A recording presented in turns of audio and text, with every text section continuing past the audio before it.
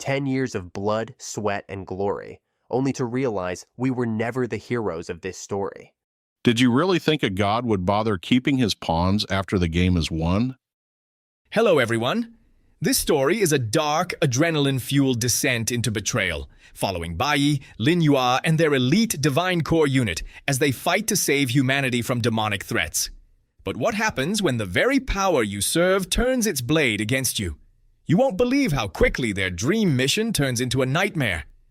Subscribe to Bellion for more epic Manhwa breakdowns. If you could choose one supernatural ability to survive a dungeon, what would it be? Enjoy the watch. He prepares to strike, but a sudden, sharp cry pierces the air. The voice calls out for him to stop, sharp and unmistakably female. Bai freezes, his blade hovering inches from his father's neck. He looks around, trying to identify the source of the mysterious sound. The air in the street vibrates with a sudden, ethereal resonance. Bai turns his gaze toward his mother, who stands motionless in the shadow of the gate. Her lips move, though the sound seems to travel through the very fabric of the air.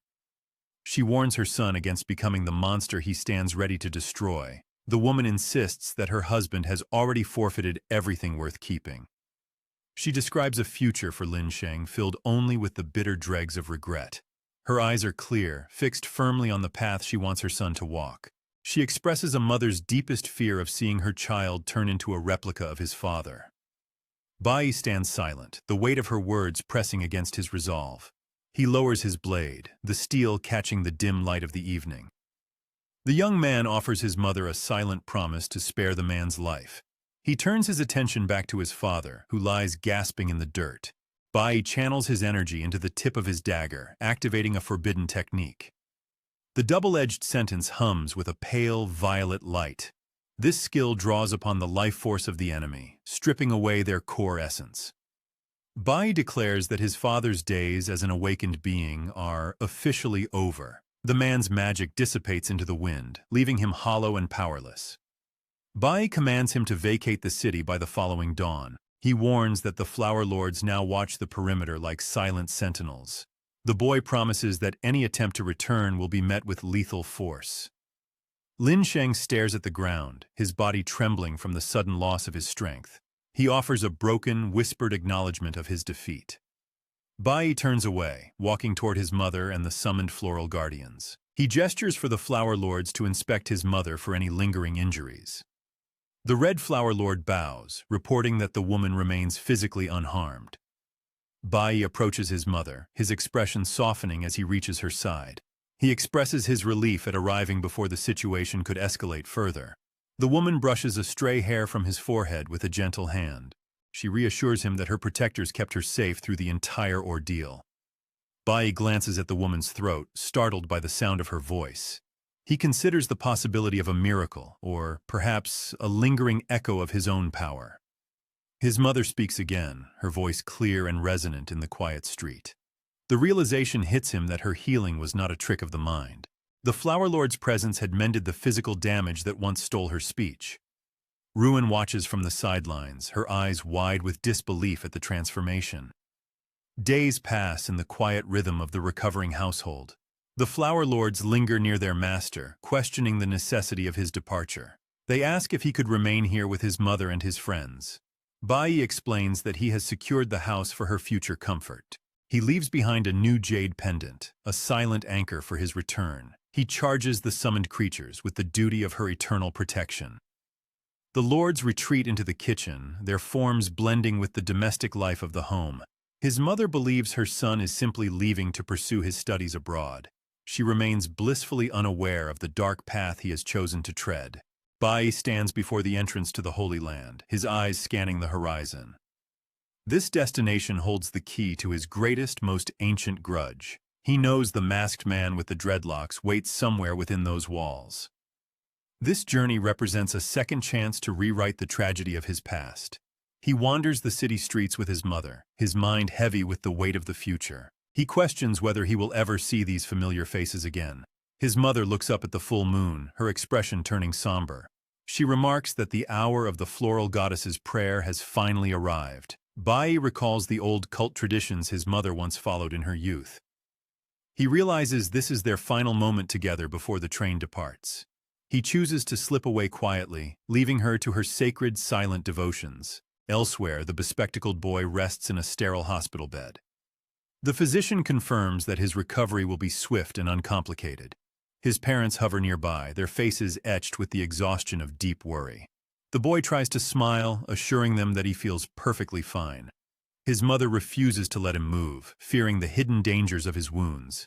He stares at the ceiling, wondering if he will ever encounter his savior again.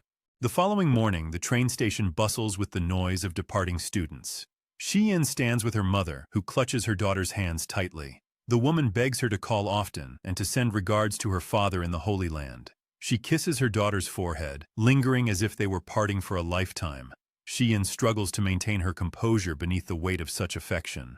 Other students say their own tearful goodbyes to parents who offer final blessings.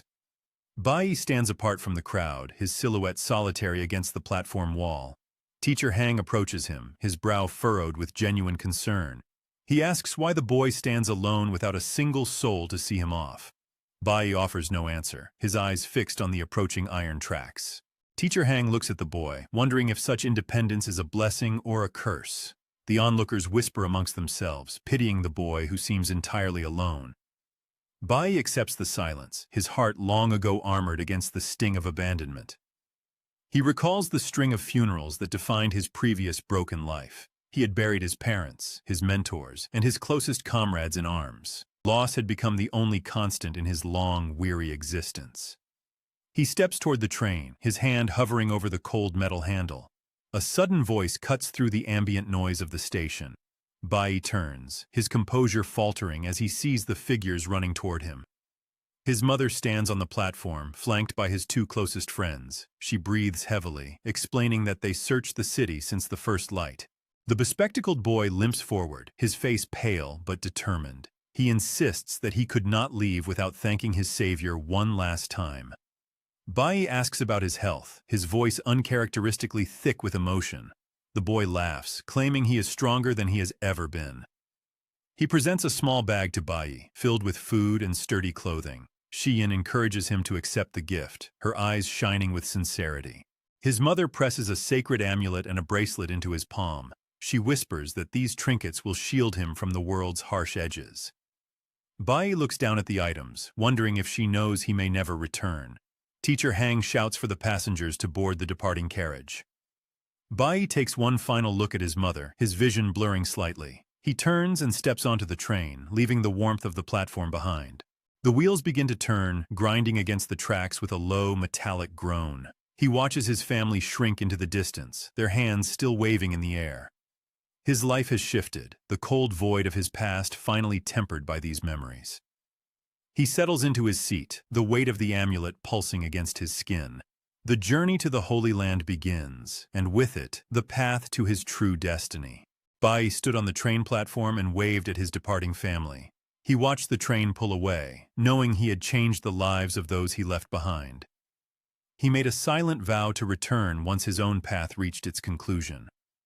A man observed the scene from a neighboring platform, keeping his face hidden in the shadows. He noted that the target was now on the train and would arrive exactly as planned. The man was Liu Zhongzhang, the powerful head of the Temple of the Goddess of Flowers.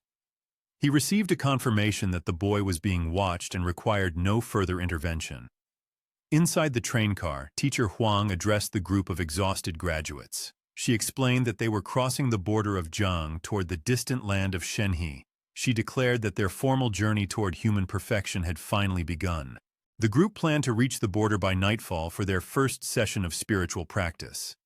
Zealand sat in a row nearby, his eyes fixed on Bai with undisguised hatred. He hoped that the upcoming test would humble the insolent boy once and for all. Teacher Huang walked slowly down the aisle between the rows of seats. She reminded the students that God created their world and stood as its eternal protector. She spoke of the divine families who held supreme power within the Holy Land. She warned them to obey the laws of the gods and avoid causing trouble at all costs. The journey to the Holy Land consisted of 3 distinct and dangerous stages. The students had already completed the first phase by securing their special training tickets. The second stage involved a rigorous border inspection upon their arrival at the station. Registration would take an entire day, keeping the students confined until the following morning. The final stage of their journey would consist of intensive practical training in the wilderness. The next morning, the students gathered in a coastal region thick with wild vegetation. Bai wore the sturdy, practical clothing gifted to him by his classmate. Shiin remarked that the new outfit gave the young man a look of newfound maturity. Several high school girls watched him from a distance, whispering about his strength. They knew he had achieved the highest scores on the practical exam. They also knew he had rejected every invitation to join the prestigious Golden Guild. One girl was a skilled electric spellcaster, while the other was a master of cloud swords. Bai ignored their lingering gazes, focusing instead on the surrounding forest. He found the monsters in this zone too weak to provide any meaningful experience points.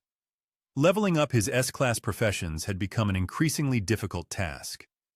A student named Zhang Jun approached the girls, boasting of his own past achievements. He claimed that school exams used sealed, weakened monsters that lacked real danger. He flirted with the girls, promising that true combat would reveal their actual worth. The girls giggled and agreed to join him on his next hunting sweep of the area. Bai felt a wave of relief that they were no longer looking in his direction. Teacher Hang stood before the group and reiterated the rules of the quest. She cautioned them to stay within designated areas and to flee if danger became imminent. She emphasized the importance of conserving stamina during the grueling combat ahead. A senior student named Lu rolled his eyes and led his new companions away from the group. He dismissed the warnings as unnecessary moralizing and headed toward the tree line. Zilin stood off to the side, his face twisted in a scowl as he plotted his next move. Far away in the Holy Land, a herald announced the return of the master. A hunting tournament was underway, and the captain of the elite squad awaited his orders. The squad was permitted to bypass border control to reach the tournament grounds immediately. The chief commander ordered a subordinate to join the team and prepare for the event. Back in the wilderness, Lu engaged a group of plant-based monsters with a flourish. He struck down the creatures while the girls cheered for his display of power. Lu bragged that the fight was trivial and merely his standard level of performance. Bai remained deep in thought, frustrated by his stagnant-level progress over the last 10 days. The strongest magical beasts in this sector were merely D-class, offering him nothing of value. Suddenly, an 8-armed spider lunged from the brush and slashed across Lu's chest. The senior student collapsed to the ground, screaming in agony as blood soaked his clothes. The spider moved with a ferocity that caught the entire group off guard. Zhang Jun shouted for the girls to heal the wound, realizing the beast was far stronger than expected. The massive spider redirected its attention, charging straight toward Bai. Bai drew his sword and executed a single, fluid strike. The monster's head fell to the dirt, instantly granting the boy a small amount of experience. A poisonous spider leg dropped to the ground, serving as a trophy of the kill. Bai looked at the item and left it in the mud, deeming it too low level to carry. The other students stared in shock, unable to believe he would discard such a valuable drop. Bai walked deeper into the forest, searching for higher energy magic crystals. He knew these artifacts usually gathered near monster dens or magical abysses. Hours passed as he wandered through the darkening woods. He found many crystals, but all of them were completely drained of their power. The surrounding trees appeared withered, as if something had sucked the life from their bark. He realized no ordinary D-class monster could possess such a terrifying ability. He reached a waterfall and paused, scanning the ground for any sign of a trail. He spotted a broken glass flask lying in the dirt, leaking a strange green liquid. Meanwhile, the rest of the students sat around a fire with Teacher Huang. They roasted pieces of meat, trying to simulate the harsh reality of survival. Teacher Huang glanced at the empty spots where Bai and Zilin should have been. She expressed regret that she had not reached the heights of the Gods Guild herself. She thanked Xian and Bai for helping her reach this point in her career. A sudden, sharp sound cut through the forest, silencing the group. Teacher Huang's eyes widened as she shoved Xian to the ground. A dark projectile tore through the air and struck the teacher squarely in the chest. Blood sprayed across the campfire as she collapsed, gasping for air. The students screamed, frozen in terror as their protector fell before them.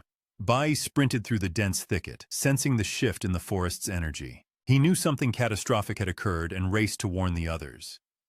Teacher Huang clutched her wound, struggling to speak through the pain. She forced a command for the students to flee to the nearest guild for safety. A massive B-class monster emerged from the shadows of the trees. It was a corpse spider, its many eyes glowing with hunger for fresh nutrients. Earlier that morning, Zillan had wandered the perimeter of the camp. He clutched a small, sealed container in his shaking hand. A tiny, unnatural monster writhed inside the glass, waiting to be unleashed. Zillan stood at the edge of the dense, overgrown thicket. His trembling fingers fumbled with a small, reinforced glass container. He crushed the seal and poured a viscous, glowing liquid into the soil. The earth began to ripple as the substance seeped into the roots. A monstrous, multi-limbed creature began to pull itself from the dirt. Zillan watched the beast grow, his eyes wide with a manic expectation. He anticipated the moment his classmates would look to him for salvation. His gaze flicked back toward the camp, waiting for the screams to start. Hours later, Zillan returned to the site to inspect his creation. The creature had grown into a towering, nightmare-inducing horror. It dwarfed the surrounding trees, its chitinous shell pulsing with dark energy. Nearby, Teacher Huang lay crumpled against a charred log. Her breathing was shallow, her uniform stained a deep, alarming crimson. The corpse spider loomed over the fallen students, its mandibles dripping with slime. It tapped into the life force of the paralyzed youths, draining them dry. Bai remained miles away, sprinting through the tangled, dark wilderness. He recalled previous battles with scorpions, noting the shift in his own power. The monster possessed high defensive stats and an ability to meld into shadows. Bai analyzed the threat, knowing no one here ranked above C-class. He weighed the risks of revealing his true strength to the group. If the Gods Guild noticed his hidden profession, his life would be forfeit. Back at the camp, the last standing students collapsed into the dirt. Teacher Huang struggled against the creeping numbness of a potent paralytic toxin. She clutched her bleeding chest, her vision blurring at the edges. The corpse spider chattered, its mouth opening to reveal a flower-like maw. It prepared to consume the teacher as its primary source of nutrition. A sudden metallic ring echoed through the clearing as a blade struck. Bai stood between the predator and the helpless instructor. He swung his sword with precision, slicing into the creature's toothy maw. The beast recoiled, screeching as yellow ichor sprayed across the grass. Bai knew this brief strike would not hold the monster for long. He channeled his internal energy, testing his S-class warrior techniques against the shell. The blade sparked against the spider's hide, leaving not even a scratch. He switched his combat style, shifting his aura to that of a cloud mage. A surge of frost erupted from his fingertips, turning the air into ice. The corpse spider shivered as crystalline chains locked its limbs in place. The students regained their senses, gasping as they watched the display. They stared at Bai, stunned to witness him wielding two distinct professions. Bai ignored their shock, focusing on the cracks forming in his ice prison. He knew he could not sustain the trap against a B-class monstrosity. The ice shattered into thousands of glistening, frozen shards. The clearing was empty. The spider had vanished into the shadows. Bai commanded the group to retreat, his voice sharp and urgent. Teacher Huang refused to move, insisting that they wait for the missing students. Bai handed her the broken glass vessel he had recovered earlier. He gestured to the remnants of the container, implicating the true culprit. Nearby, a stranger in a mask with dreadlocks served bowls of spicy dumplings. Lucia accepted a portion, oblivious to the man's cold, calculated gaze. Bai finished his meal, his muscles suddenly locking in a rigid spasm. The masked man stood over him, revealing he had tainted the food for months. He explained that he needed to eliminate the strongest threats before the final phase. Shi Yin examined the label on the container fragment Bai had retrieved. It bore the seal of a laboratory run by the Zillan family. Zillan stood in the trees, his face twisted in a silent, hateful rage. His plan had been exposed, and he watched his reputation crumble. The students turned their heads, realizing their friend had orchestrated the attack. Teacher Huang gripped a walkie-talkie, desperate to call for help. A distant, sharp crack rang out, and a bullet struck the radio. Shi Yin screamed, clutching her hand, as blood welled from a graze. Smoke bombs exploded in the clearing, filling the air with acrid green fog. The students choked, their lungs burning as they inhaled the toxic cloud. Bai activated a protective barrier, his expression calm amidst the chaos. Zillan stepped out of the fog, his bow drawn and pointed at the group. He wore a gas mask, his eyes burning with resentment toward his classmates. Bai walked toward him, ignoring the suffocating pressure of the paralyzing powder. He realized the villain intended to wipe out everyone present to hide his secret. The students fell to their knees, their bodies failing under the chemical weight. Zilan admitted he had prepared the toxin specifically to kill the spider. He cursed the unfairness of his life, blaming Bai for every failure. He drew the bowstring back, the energy of the arrow glowing bright red. Teacher Huang pleaded with him to stop, her voice barely a whisper. Zilan shook his head, his finger tightening on the release. Bai drove a dagger into his own leg to shock his nervous system. The pain cleared his head, allowing him to bypass the paralyzing effects. He looked at the teacher and confirmed that the damage was irreversible. Zilan released the arrow, a streak of fire cutting through the smoke. Bai moved with blinding speed, intercepting the projectile in midair. He caught the shaft, his knuckles white with the force of his grip. He lunged forward, his blade descending toward Zilan's outstretched arm. The steel severed the limb in a single, fluid arc of violence. Blood splattered the green fog as Zilan collapsed in a heap of agony. Bai stood over him, his eyes glowing with a cold, detached intensity. The remaining students watched in silence, horrified by the brutal turn of events. Bai did not sheath his weapon, sensing a larger threat lurking nearby. The forest grew unnaturally quiet, the wind carrying the scent of ozone. He realized Zilan was merely a pawn in a much larger game. The ground began to vibrate with the heavy footsteps of something massive. Bai turned his gaze toward the dark, impenetrable wall of the woods. The corpse spider emerged once more, its eyes fixed solely on him. It had returned, and this time it showed no signs of retreating. Bai braced himself, his hands glowing with the power of his dual classes. He pushed his limits, knowing that retreat was no longer an option. The spider lunged, a blur of motion that shattered the remaining trees. Bai leaped into the air, his sword meeting the beast's serrated claw. The impact sent a shockwave through the clearing, flattening the tall grass. He landed on the monster's back, driving his blade into the chinks of its armor. The creature roared, thrashing wildly to dislodge the boy from its hide. Bai held on, his strength failing as his stamina drained away. Teacher Huang struggled to crawl, trying to reach a discarded weapon. The spider swung its abdomen, slamming Bai into a stone cliff face. Dust and debris rained down as he slumped into the jagged rocks. The monster crawled toward him, its mandibles wide and dripping with venom. Bai stood up, wiping blood from his forehead with a steady hand. He activated his final system, the air around him crackling with divine lightning. The students watched in awe as the boy transformed into a beacon of light. He unleashed a strike that cleaved the very air in front of him. The corpse spider disintegrated, its body turning to ash before it hit the ground. Silence returned to the forest, heavier and more oppressive than before. Bai sheathed his sword, his body trembling from the immense magical toll. He looked at his hands, realizing he had finally crossed the line. The Gods' Guild would surely come for him after such a display. He walked toward the teacher, his shadow stretching long across the clearing. He retrieved the broken radio, staring at the shattered internal circuits. There would be no rescue. They were truly alone in the wilderness now. Zilan groaned in the dirt, his life fading with the loss of his blood. Bai did not offer him a glance, his focus entirely on the horizon. He saw the first signs of a search party approaching from the north. They were not from the school, but from the corporation Zilan served. He realized the real hunt was only just beginning for him today. He turned to the students and told them to prepare for a long march. They followed him into the darkness, leaving the ruins of the camp behind. The forest seemed to close in around them, watching their every move. Bai kept his hand on his hilt, his senses scanning for hidden traps. The night air grew cold, signaling the arrival of a new, deadly predator. He knew he had to reach the inner sanctuary before the sun rose. Every step was a gamble, and the stakes were higher than ever before. He looked back one last time at the charred, smoking remains of the clearing. The path ahead was narrow, dangerous, and filled with unknown, ancient perils. He took a deep breath, his resolve hardening into a sharp, cold blade. The journey to claim his destiny had only just reached its peak. Bai held the severed limb aloft as it flew upward into the hazy air.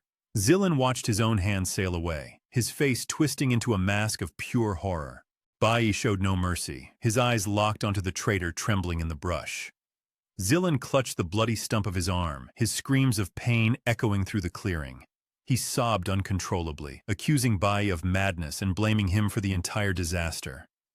Bai observed the coward, noting how Zilan had hidden behind the trees while his classmates suffered. The young hunter saw the wreckage of the camp and the teacher struggling against the beast. Zillan collapsed in the dirt, his fear rendering him unable to stand or fight. He opened his mouth to plead, but his body suddenly locked, frozen by an unseen force. Bai stepped forward, pointing his blade at the broken villain. He warned Zillan that every choice carried a price that must now be paid in full. Zillan realized with a jolt of terror that the boy before him was a true madman. Bai activated the Mark of Retribution, a glowing sigil burning on his palm. The power surged outward, stripping the enemy of his connection to the magical arts. Zillan crumbled as his core shattered, his ability to awaken fading into nothingness. A sudden, sharp voice cut through the tension, calling out to the young man. Bai turned to see the corpse spider, whole and unharmed, tightening its grip on Teacher Huang. The beast had recovered its strength, its mandibles dripping with fresh, acidic venom. The other students lay in the grass, still paralyzed by the thick, choking smoke. Bai assessed the situation, knowing his own stamina was nearly depleted from the long fight. He stood his ground, waiting for the split second of vulnerability he needed to strike. Golden flashes of energy erupted in the clearing, illuminating the dark forest canopy. The spider's toothy flower split open, dropping Qi Yin onto the damp forest floor. Teacher Huang scrambled to the girl, pulling her away from the monster's reach. Hanliu had arrived, her blade shining with a brilliant, polished light. She struck the spider twice, forcing it to release its grip on the hostages. The monster recoiled, wounded but still very much alive and dangerous. Hanliu called out to Bai, asking him to fight by her side against the beast. Bai stared at her in shock, though he set his questions aside for the moment. The spider vanished into thin air, its hide shifting to match the surrounding shadows. Bai explained to the girl that the creature possessed a rare camouflage ability. He noted that the beast was currently draining the forest of energy to heal its wounds. Hanliu tossed a small vial to the young man, urging him to drink the recovery potion. She admitted that the Golden Guild's backup was delayed and might not arrive at all. Bai gripped his sword, his eyes scanning the trees for the slightest movement. The corpse spider lunged from the darkness, its claw aiming for Bai's exposed back. The young hunter blocked the strike with his blade, though the force threw him off balance. Hanliu saw the beast reappear and charged forward to deliver a series of cutting blows. They stood shoulder to shoulder, their weapons ready as the monster prepared for another assault. Bai drank the potion, feeling his strength return as his wounds began to close. He complimented the girl on her reflexes, though he warned her to remain cautious. Hanliu scoffed, pointing out that he was also a student, yet spoke like a veteran warrior. The spider roared, its voice vibrating through the ground as it declared their impending doom. Bai felt his confidence return, his muscles humming with the influx of magical energy. He rushed the monster, his blade clashing against the creature's impenetrable armor.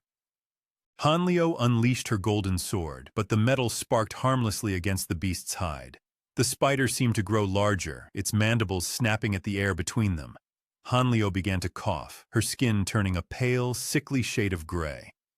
Bai realized the monster's attacks were coated in a lethal, fast-acting toxin. He redoubled his efforts, striking at the creature's joints to force a weakness. Hanliu watched the boy, impressed by his defense, though she knew he was pushing his limits. The forest around them withered, the trees turning into dry, brittle husks. The spider drank the life force of the woods, its power evolving with every passing second.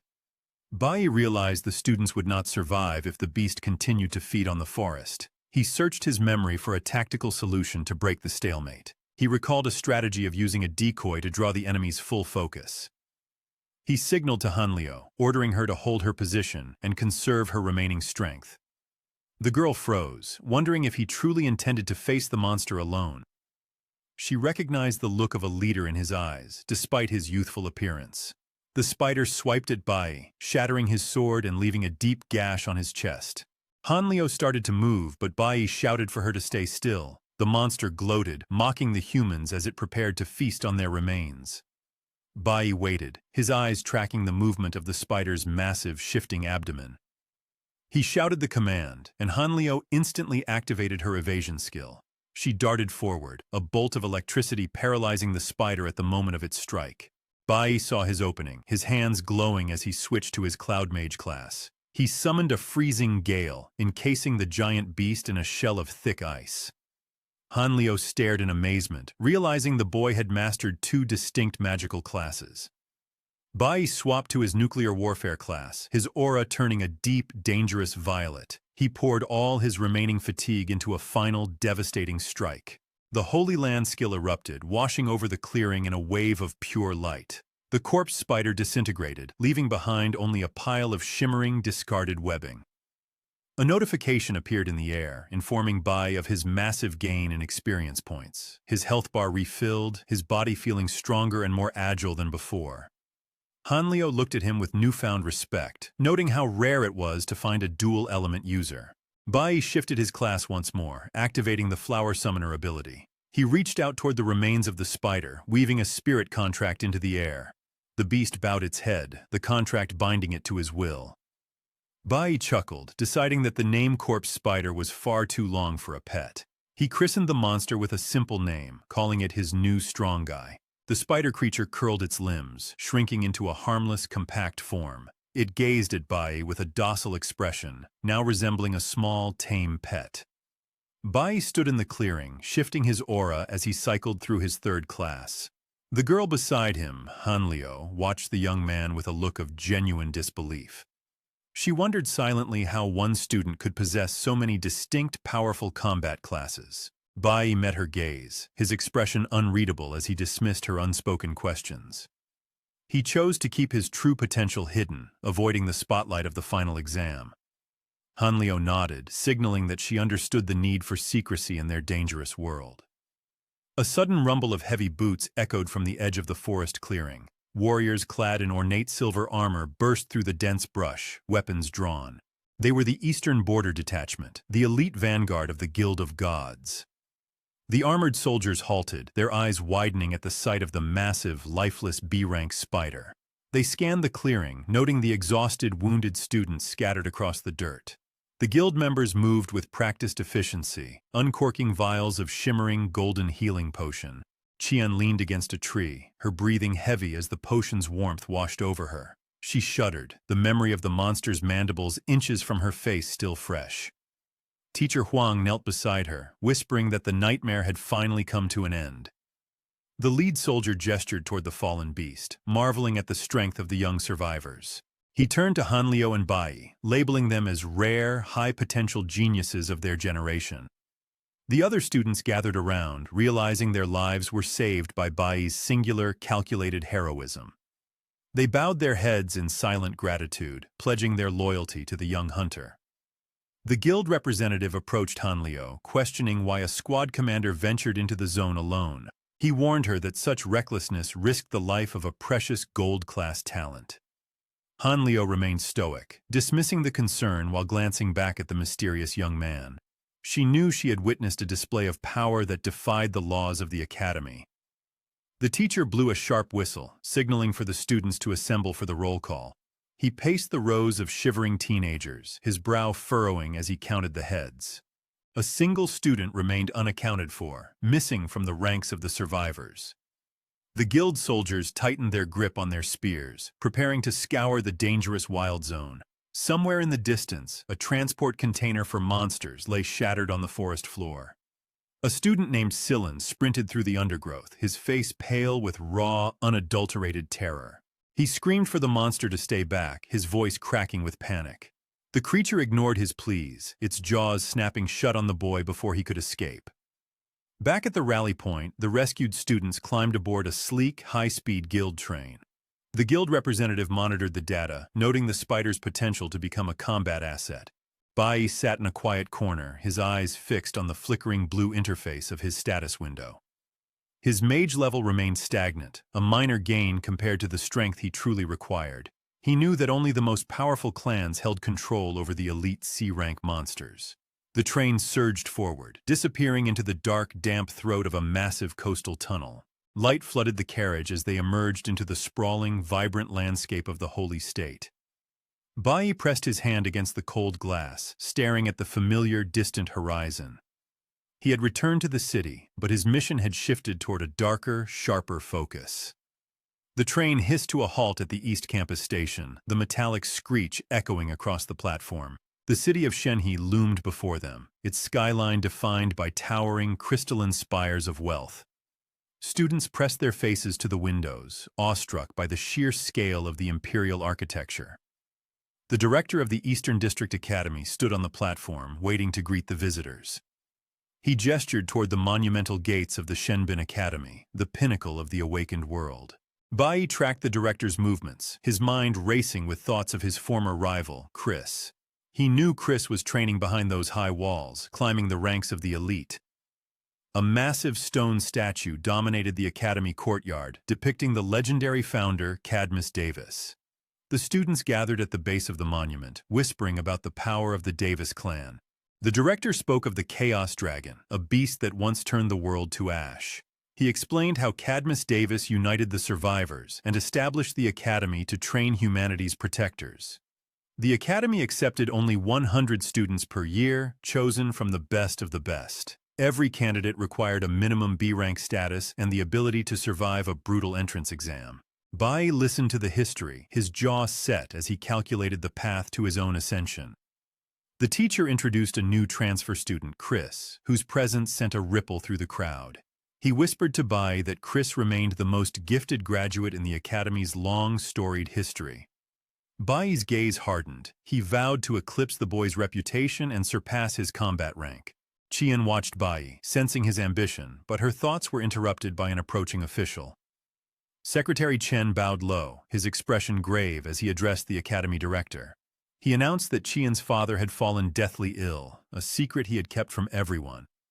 Qian gasped, her face draining of color as she dashed toward a waiting black sedan.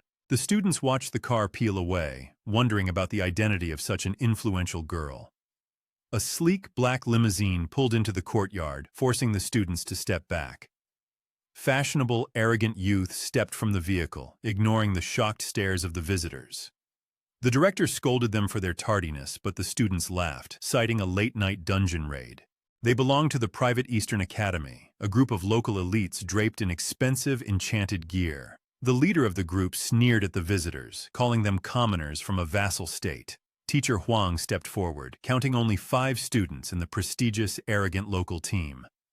The leader scoffed, explaining that his school poured every resource into their small, elite inner circle. He boasted that he was already level 30, only one step away from achieving a B rank.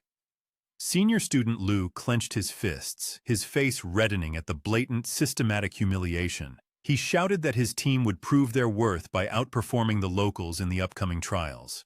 The local leader ignored him, claiming they had already cleared a D-rank dungeon with record-breaking speed. He turned his back on the visitors, signaling his team to move toward the academy entrance. Bai remained silent, his eyes tracing the arrogant movements of the local elite group. He felt the weight of their condescension, but he kept his emotions locked behind a mask.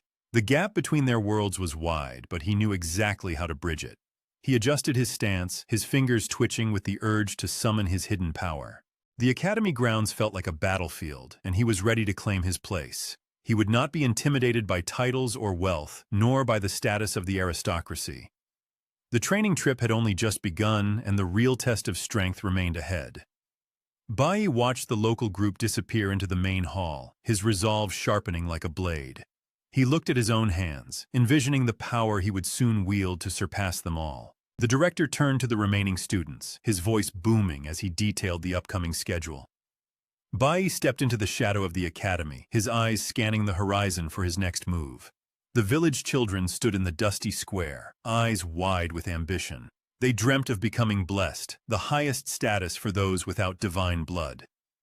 Bai watched the horizon, his expression unreadable and cold. He had reached this pinnacle in his past life, only to find it hollow. A sudden, rhythmic rattling sound tore through the quiet afternoon air.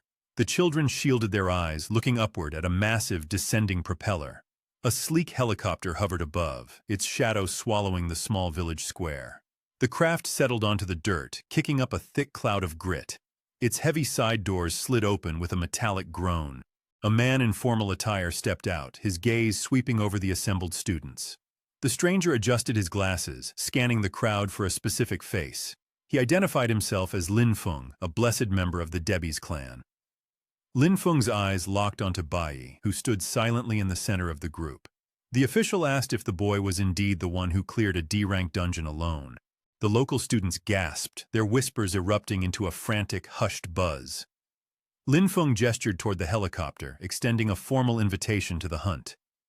Bai remained motionless, his features hardened into a mask of indifference. 100 years ago, monsters had descended to plunge the world into chaos. 5 powerful deities appeared then, saving humanity and establishing the divine order. The gods remained, bestowing power and creating the elite divine clans. Lin Feng explained that the Phoeba family had organized this educational excursion for all. The local students cheered, realizing they were granted entry to the heavenly city. This territory was usually reserved for the nobility and the gods themselves. The helicopter rose, carrying the students toward the clouds and the palace above. The residence of the Debbie's family loomed, a monument of art and ancient wealth. These descendants of the god Cadmus commanded the world's strongest army. Bai stepped into the grand hall, his eyes scanning the opulent gilded architecture. A representative of the divine family stood near a pedestal of priceless sculptures. He claimed that his grandfather valued art as humanity's only true legacy.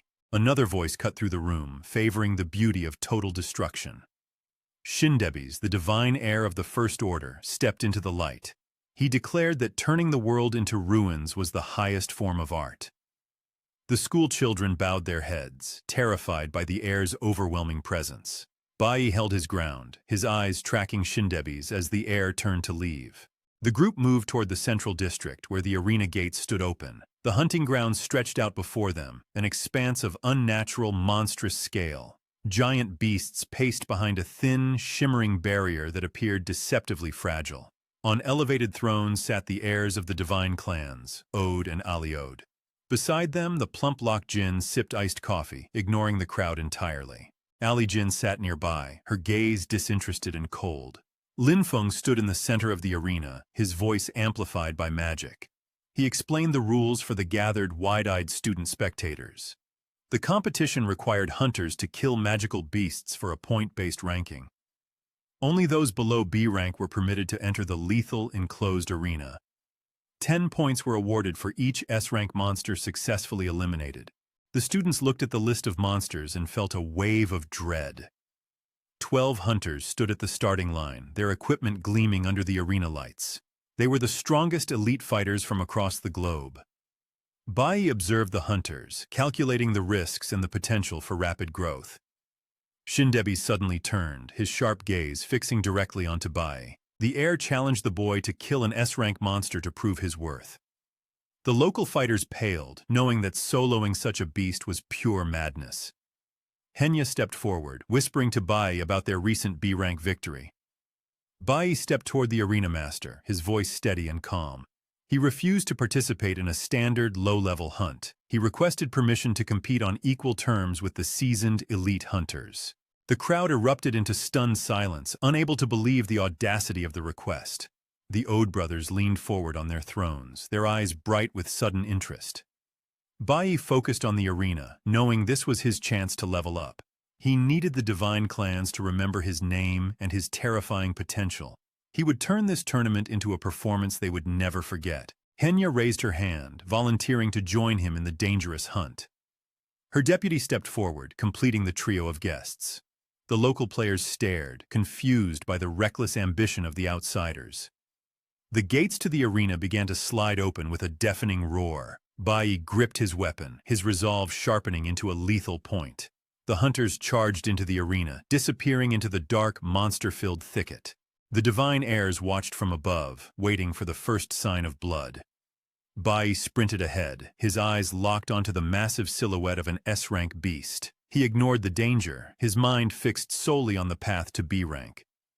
The arena floor trembled as the first monster lunged from the shadows. Bai dodged the strike, his movements fluid and unnaturally precise. He felt the surge of his own power, a familiar hum beneath his skin. The tournament had begun, and the stage was set for his ascension. The divine spectators leaned over their balconies, intrigued by the boy's movement. Bai drew his blade, the metal catching the harsh light of the arena. He was ready to rewrite the hierarchy of the world. The monster roared, its sound shaking the very foundations of the arena. Bai did not flinch, his eyes cold as he prepared to strike. The hunt was no longer a game, it was a test of survival. He moved in a blur, closing the distance between himself and the beast. The divine clans watched, their masks of indifference beginning to slip. Bai unleashed his first attack, the air crackling with raw, unleashed energy. The battle for the throne of the gods had officially commenced. The students raised their hands to join the hunt. Shindebis watched them with a faint, amused smile. The local spectators whispered that the villagers only wanted to show off. They believed the gods rarely chose commoners as apostles. The leader of the local players signaled his readiness. A guard warned him that the arena lacked emergency teleports. He stated that no one would save them if disaster struck. The school children tried to mask their mounting anxiety. They knew they lacked the high ranks of the divine nobility. A local aristocrat scoffed at the pathetic display. He claimed his students were superior to these village bugs. 8 more volunteers stepped forward to enter the fray. 3 of them hailed from the distant country of Zhang. The divine spectators leaned forward, eager for the show. Lok Jin turned to the Oda brothers with a question. He asked them to name their champions for the betting pool. The brothers wagered $1 million on the local academy team. They boasted that an elite education guaranteed their victory. Shindebis announced his personal bet on the boy Bai. One of the twin heirs laughed at the choice. He called Bai an unknown upstart and a waste of coin. Lok Jin remained silent, undecided on his own wager. Linfeng paused, realizing he had forgotten a crucial warning. He meant to tell the hunters to avoid the central forest. The chaos of the new arrivals had distracted his mind. He dismissed the concern, thinking the players would never reach it.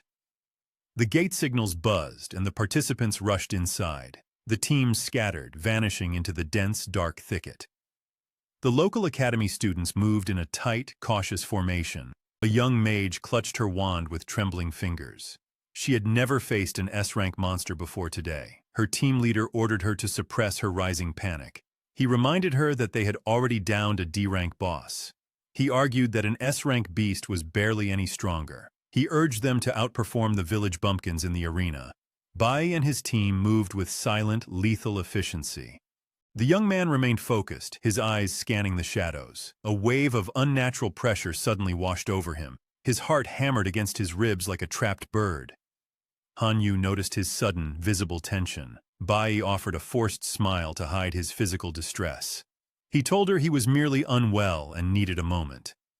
The deputy approached them with a sudden, desperate request. He asked if they would consider merging their small squads. He admitted that his leader felt uneasy without Bai's help. The deputy spoke of his devotion to the team commander. He asked again if they would unite their forces. A massive dragon-like creature emerged from the brush. It flicked a long, poisonous tongue toward a nearby shield. The players skidded to a halt, stunned by the monster's scale. The beast was Karlovan, a powerful nuclear ice tyrannosaurus. The leader shouted orders to pursue the massive target. The students lunged forward, their blades slicing into hide. The ice dragon roared, its blood splattering the forest floor. The girl mage cast a frost mirror, freezing the creature solid. She yelled that the spell would hold for only a few seconds. Her teammates unleashed poison arrows and spinning energy blades. A fire user sprinted in to deliver the final explosive blow. Flames erupted against the monster's snout with a deafening boom. The shockwave scattered the dragon's frozen limbs across the field. The school children cheered, their fear replaced by sudden triumph. They collected the tail and bones as proof of their kill. The leader boasted that they had proven their elite status. The girl mage looked at the ranking table with a frown. She saw the top 3 spots held by the visiting students. The trio had already eliminated over a dozen monsters. The local students stared at the board in disbelief. They struggled to understand how the visitors moved so fast. The divine spectators grumbled at the failing elite team. The Oda brothers clutched their hair, cursing their lost wager. Shindebis watched his bet climb the leaderboard with pride. He remembered his father's words about the power of commoners. Lok Jin decided the hunt needed a more dangerous twist. He asked Shindebis how they could make the game interesting. Lok Jin announced that he would bet on his own servant. He refused to risk his own blood, so he sent a proxy. The servant stepped forward, his eyes glowing with awakened power. Lok Jin ordered the release of the reserve monsters. He whispered that his servant must win or die in the forest.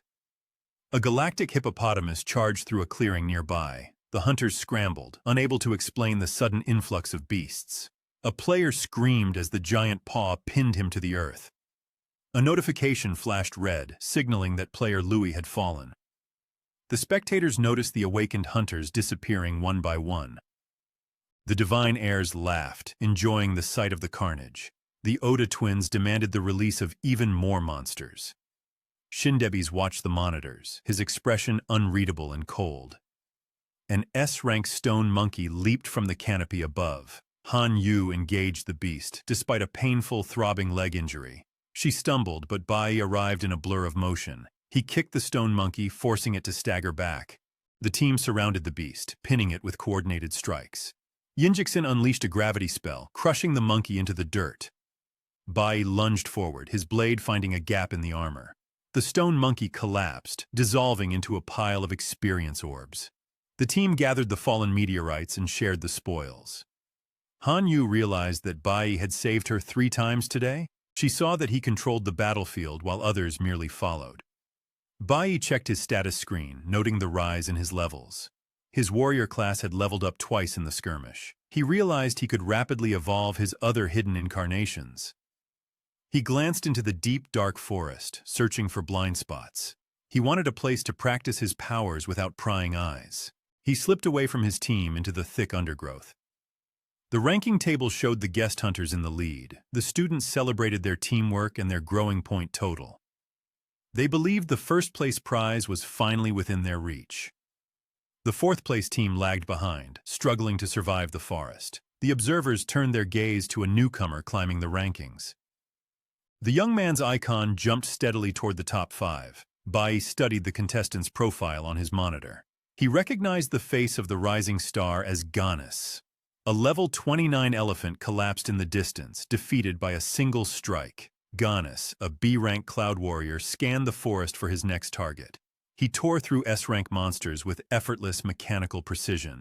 Within minutes, the warrior surged into 3rd place on the leaderboard. Lu Jin leaned forward, his face bright with anticipation.